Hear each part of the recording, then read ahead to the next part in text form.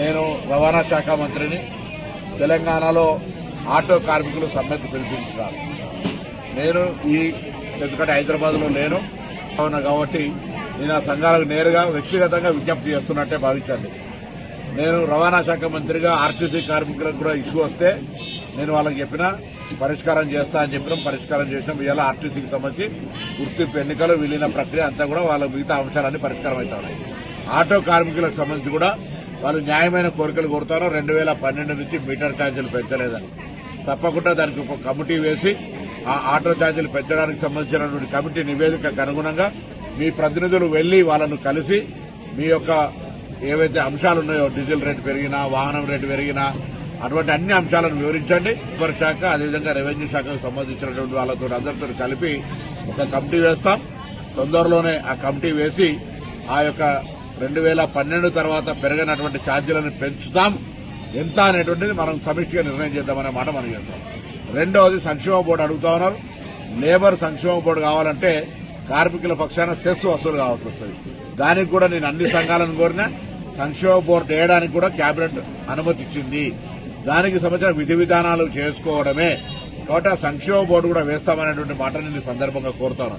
ఇది కాక ఆటో కార్మికుల సంక్షేమం దృష్టిలో పెట్టుకుని వాళ్ళ దగ్గర అంత ఆర్థికంగా ఉండదని హైదరాబాద్ లో 1,50,000 రూపాయలతోటి ఎలక్ట్రిసిటీ ఆటోలు కొనుక్కోవడానికి కానీ లేదా ఈవీ ఆటోలుగా రెట్రోఫిట్మెంట్ అంటే పెట్రోల్ డీజిల్ ఆటోలు లేకుండా ఉండడం కొరకు వాటిని ఈ విధంగా మారుస్తా ఉన్నాం.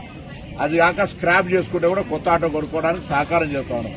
ఆ విధంగా హైదరాబాద్ లో ఎక్కడ కూడా డీజిల్ పెట్రోల్ గ్యాస్ ఆటోలు ఉండొద్దని ఈవీకి కన్వర్ట్ చేసుకోవడానికి వాళ్ళ దగ్గర ఆర్థిక స్తోమత ఉండదని 1,50,000 రూపాయలు ఇస్తున్నాం. కాబట్టి దయచేసి ఎక్కడైనా సరే ఆటో కార్మికుల సంక్షేమానికి ప్రభుత్వం కట్టుబడింది. మేము ఎన్నికల్లో చెప్పిన వాగ్దానం ప్రకారంగా మీరు 12,000 రూపాయలకు సంబంధించి గ్రామీణ ప్రాంతాల వాళ్ళకు కూడా ఏ విధంగా చేయగలుగుతాం. ఆర్థిక ఇబ్బంది ఉన్నది. మీ అందరూ కూడా గ్రామీణ ప్రాంతాల్లో రవాణా సరఫరాకు సంబంధించి కష్టపడేటువంటి వాళ్ళు మీ జీవితాల్లో కూడా న్యాయం జరిగే విధంగా ప్రభుత్వం ఆలోచన చేస్తూ ఉంది.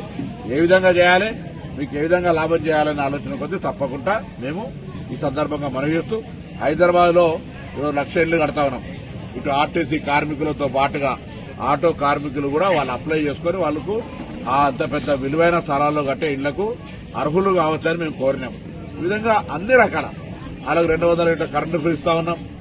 ఉచిత బస్సు సౌకర్యం కలిగేస్తా ఉన్నాం. వాళ్ళ కుటుంబ సభ్యులు పోయేది అట్లా రకరకాలుగా సంక్షేమ కార్యక్రమాలు రేషన్ కార్డులు ఇస్తా ఉన్నాం.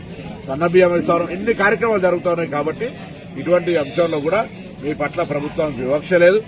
ఈ ప్రభుత్వం పక్షాన రవాణా శాఖ మంత్రిగా నేను మీకు విజ్ఞప్తి చేస్తా ఉన్నా. సమ్మె ద్వారా ప్రజలను ఇబ్బంది కలిగేసేటువంటి ప్రయత్నం వద్దు. మీరు తప్పకుండా మీకు కావలసినటువంటి రెట్రోఫిట్ ఏదైతే ఎలక్ట్రికల్ ఆటోలు చేయడానికో 1,50,000 ప్రతి ఆటోకు మా ప్రభుత్వం సహకారం చేస్తా ఉంది. అదేవిధంగా 2012 తర్వాత పెరిగినటువంటి రేట్లను పెంచడానికి కమిటీ వేసి పెంచుతాం. ఎంత అనేది మనందరం కూడా కలిసి నిర్ణయం తీసుకుందాం. దాంతో పాటుగా సంక్షేమ బోర్డు కూడా ఏర్పాటు చేస్తాం. దానికి కూడా విధి విధానాలు నిర్ణయం చేసుకుందాం అనే మాట ఈ సందర్భంగా నేను హైదరాబాద్ లేని ఇక్కడి నుంచే మీ అందరికీ విజ్ఞాపన చేస్తా ఉన్నా. దయచేసి సమ్మె అనేటువంటిది సమస్యకు పరిష్కారం కాదు. ప్రభుత్వం సానుకూలంగా ఉంది. నా మాటను విజ్ఞప్తి తీసుకొని అధికారికంగా ఇట్లా పూర్తిగా డైరెక్ట్ గా నేను రికార్డులో చెప్తా ఉన్నా. కాబట్టి నాది ఇదే విజ్ఞాపనగా తీసుకొని సమ్మెను నివారించమని సందర్భంగా కోరుతా ఉన్నా.